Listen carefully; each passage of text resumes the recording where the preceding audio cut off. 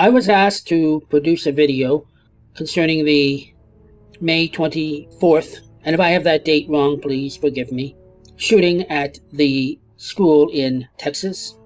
I was told it was a shooting where a quote-unquote effing crazy guy ran throughout the school shooting people. I asked where the school was and what type of building it was, and I was told it's an effing school, which really made no sense, but I presume they meant it was a high school, since this was an 18-year-old man who committed the crime. Only later to discover that this was, or I should say the shooting took place at a primary school, and he did not run throughout the school shooting people. It took place in 2 side-by-side classrooms. And later I learned, through my own investigations, which I never did at the time, I just went on the word of what people said to me, that they were, I should say, that the gunman was in the classroom for some 70 minutes. That's 70 minutes, while the police and all their officers and equipment remained outside. People died. Kids, children, 11-year-olds.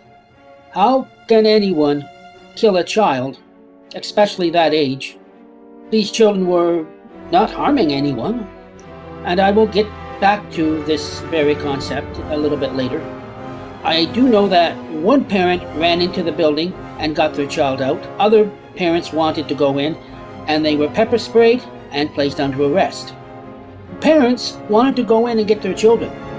And I was thinking on the fly when I was learning this, hell, why didn't the police get ready to go in, give a walkie-talkie to the parents or people outside and say, listen, when we give you the signal, you're going to throw rocks at the windows. You are going to distract this shooter. Because obviously these kids and the teacher or teachers would have been on the floor while the shooter would be standing up.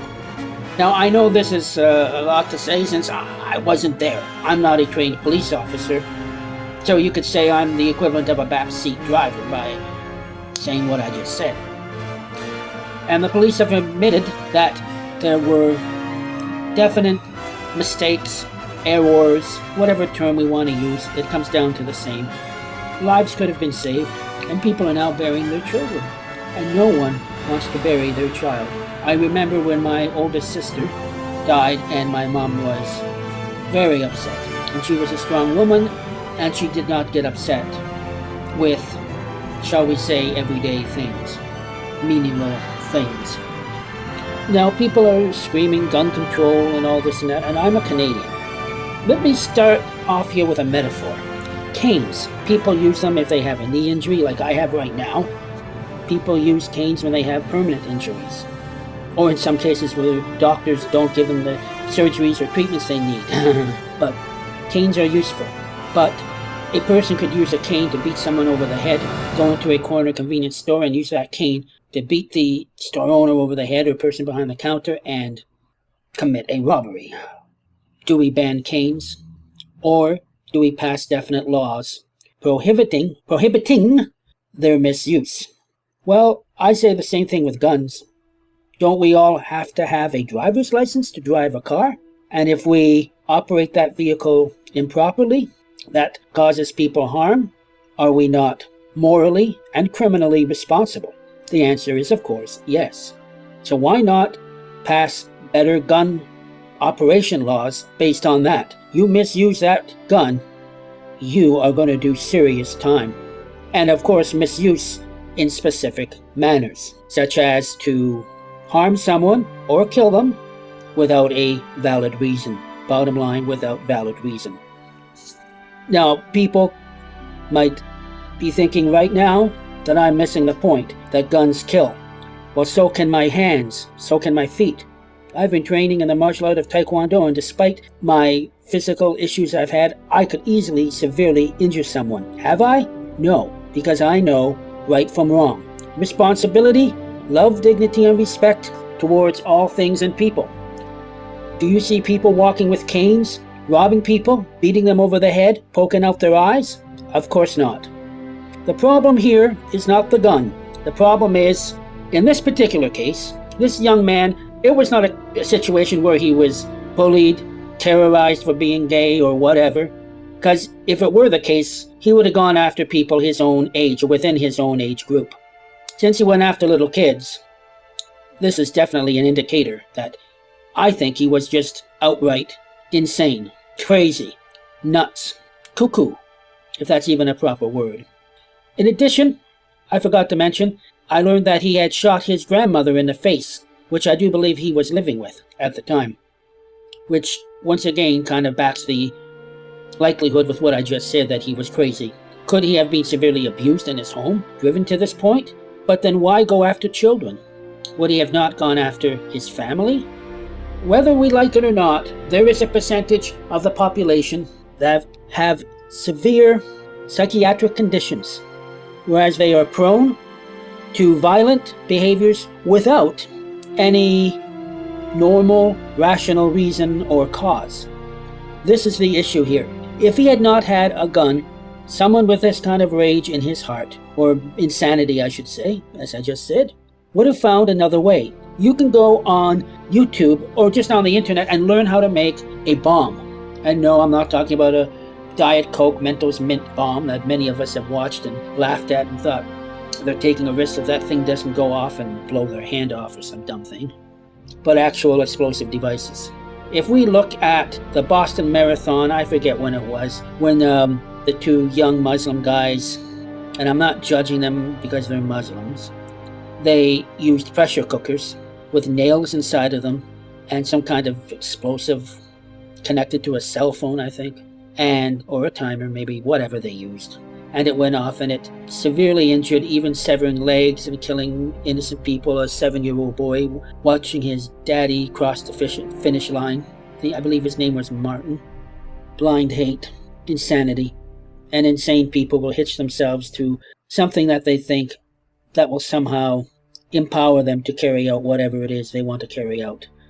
Was this crime in the school just an opportunity for him? Because there was a door left open.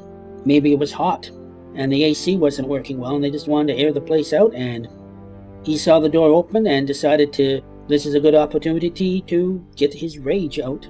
By the way, the shooter, the 18-year-old, he had lots of ammunition on him. He had an AR, not an automatic rifle, an AR, which is a type of weapon. I don't know the specific number, but it was an AR.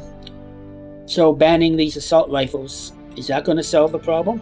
They'll use a handgun, or they'll modify something. Where there's a will, there's a way.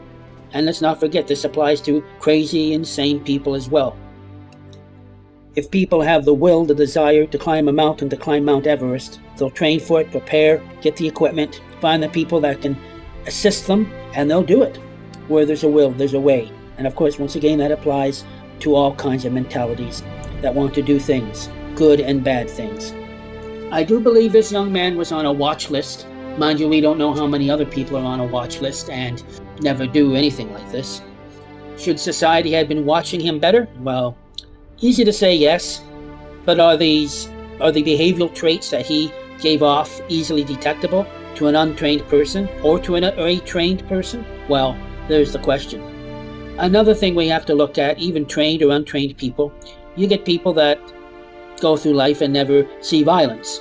And then one time they see violence, they'll react and they'll say, oh, that person's crazy. Well, a person who's had to grow up in it and deal with violent things, they'll look and they'll say, well, I think that person might have been defending themselves and doing it very quickly and efficiently and trying to put a mark in that person who was attacking them, the desire not to try again. Life is a complicated thing, and life is also very, very fragile. Don't think for one moment that I'm trying to justify or okay anything that this young man did, this 18-year-old. I believe the police should have been in there and they should have taken him out or tried. Those kids deserved a fighting chance. If it was me, I'd rather get shot by the police than get shot by a crazy person with a gun. If I could get close enough to that crazy person, I would use my training to try to disarm him, because it's better to have a fighting chance than none at all. And this is what those kids in that class, in those two classrooms, had. They were at the mercy of this crazy man. I hope people were not terribly offended by the first video I put out. It was based on information I was given. Thank you for listening to this video. Peace to you all. Bye-bye.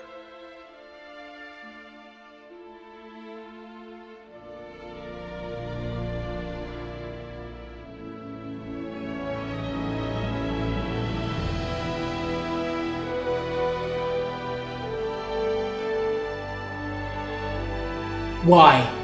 Why do something like this? How could he? Why did he? How could he? How could he? How could he?